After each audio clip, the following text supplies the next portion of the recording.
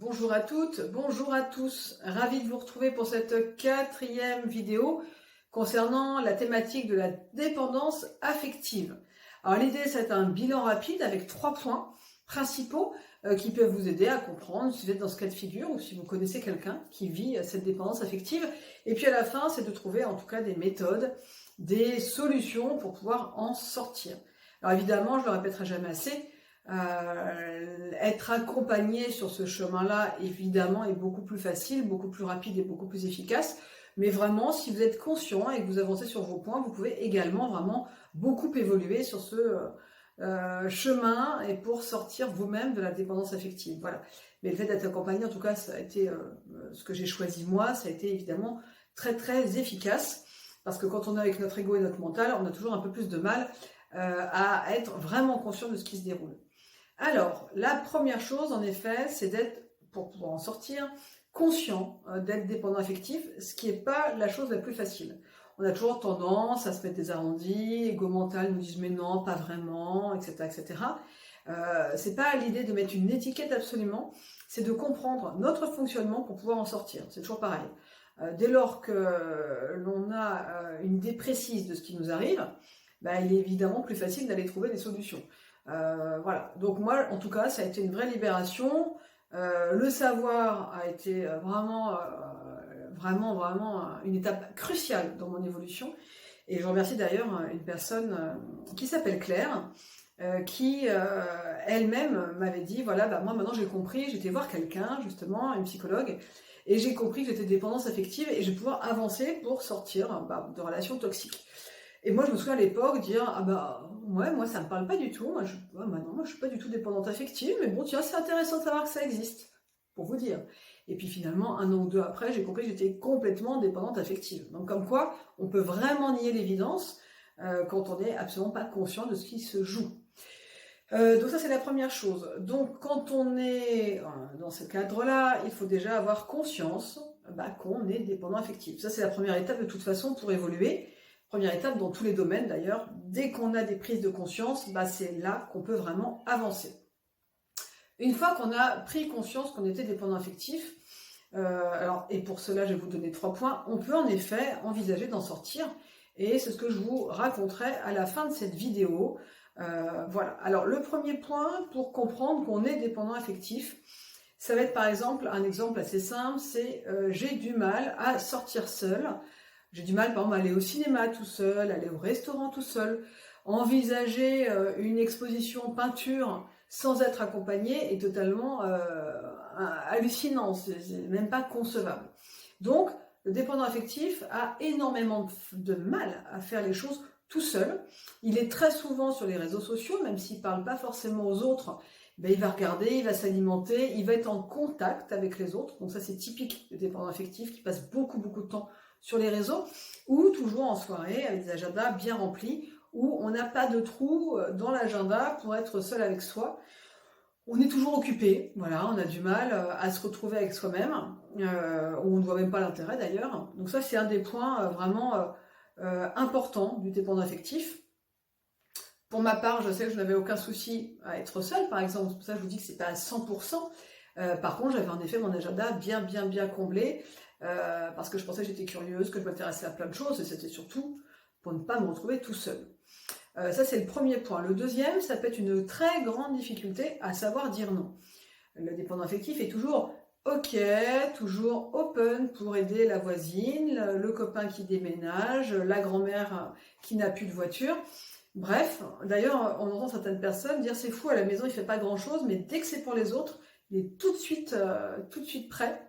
Parce que le dépendant affectif, il aime bien se rendre un peu indispensable, mais c'est surtout aussi qu'il a du mal à dire non. Il a du mal, il a l'impression que s'il dit non, il ne va plus être aimé, que s'il dit non, il va être déprécié, qu'on va l'oublier.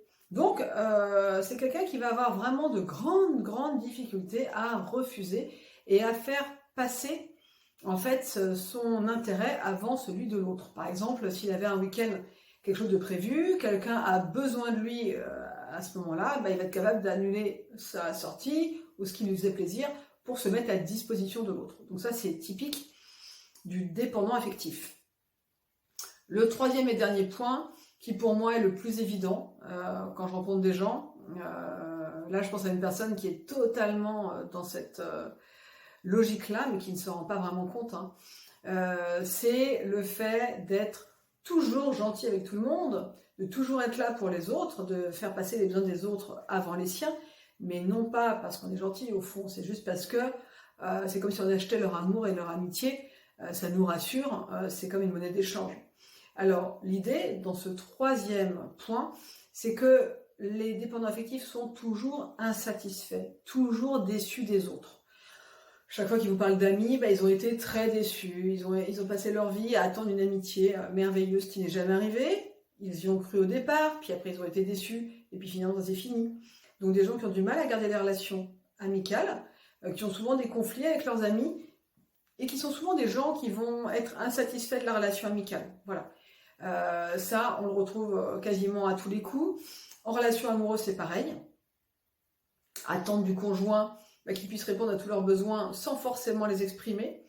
Et donc, toujours en train de se plaindre, toujours déçu, toujours en manque, toujours insatisfait. Et typique du dépendant affectif, c'est cette fameuse phrase « avec tout ce que j'ai fait pour lui, avec tout ce que j'ai fait pour elle, vraiment, quand je vois, moi j'ai des miettes, quoi. » Donc, ça montre bien qu'en fait, tout ce que la personne a fait, c'était en attente d'un retour. Voilà. Alors après, ça n'empêche pas d'avoir envie de relations équilibrées, hein, c'est pas ce que je dis. Là, c'est vraiment le fait d'être vraiment très gentil, presque dévoué à l'autre, extrêmement gentil, c'est même trop, vraiment trop, c'est too much. Parce que, en fait, c'est la dépendance qui est derrière, et c'est le besoin d'être aimé et d'être reconnu. C'est ça qui est caché, c'est un peu l'arbre qui cache la forêt. Donc, ce sont des gens toujours insatisfaits. Voilà. Globalement, c'est les 3 points qu'on retrouve quasiment à tout le temps, à plus ou moins fort pourcentage, hein, comme je vous le disais, mais il y a quelque chose comme ça. Donc c'est pour ça que dans les relations avec des personnes toxiques, c'est les cibles phares, j'ai envie de dire, puisque le dépendant affectif va avoir besoin de quelqu'un sur qui reporter tout ça, et puis le pervers narcissique, c'est exactement jouer avec tous ces manques et ces failles. Alors évidemment, j'ai envie de dire, ils sont presque faits pour se retrouver. Et voilà, quand on en sort, on se rend bien compte après, quand on rencontre des gens, quelles seraient vraiment les proies faciles pour un pervers narcissique. Et donc, pour ne plus attirer, d'ailleurs, une des techniques, c'est en tout cas de sortir de la dépendance affective. Voilà. Donc ça, c'est les 3 points. Donc, en résumé, hein, c'est le fait de ne pas aimer être seul et de ne jamais avoir l'idée de faire un cinéma tout seul, par exemple, du mal à dire non et de faire passer ses besoins en arrière-plan.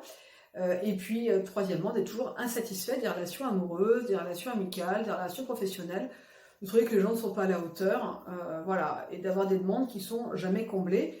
Et ces phrases du type « avec tout ce que j'ai fait pour elle, avec tout ce que j'ai fait pour lui, quand j'y pense, j'aurais jamais dû prendre autant de temps, etc. » Ça, c'est typique dépendance affective. Alors, comment on en sort? Alors, la dépendance affective, la première chose, c'est de retrouver une bonne estime de soi. Ça, c'est capital. C'est-à-dire que notre belle image, ou en tout cas notre bonne image, ou le fait de se sentir quelqu'un de bien, ne doit pas dépendre d'un compliment, de quelqu'un qui nous met une bonne note, d'une certification. Ça ne dépend pas de ça. On doit retrouver une estime de soi, savoir qui nous sommes, et pour ça, également, reconnecter à nos propres besoins. Quand on rencontre des dépendants affectifs, très souvent, quand on leur demande « mais quelles sont tes envies, quels sont tes besoins, qu'est-ce qui te donne envie, qu'est-ce qui te motive ?» Les gens restent soit bouche fermée, perplexes, et se disent je ne sais pas du tout.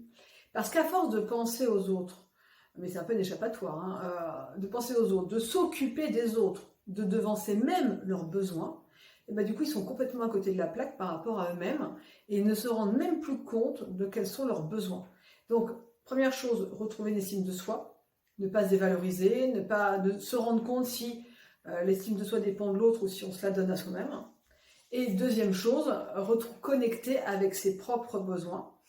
Et troisième et dernière chose, penser à soi, prendre du temps pour soi, trouver des moments seuls, arrêter de blinder les plannings et les agendas, être en relation avec soi, aller au cinéma tout seul, aller au restaurant tout seul, aller faire des vacances tout seul, vraiment vivez cette expérience de vous avec vous, et ça c'est l'une des bases. Merci beaucoup.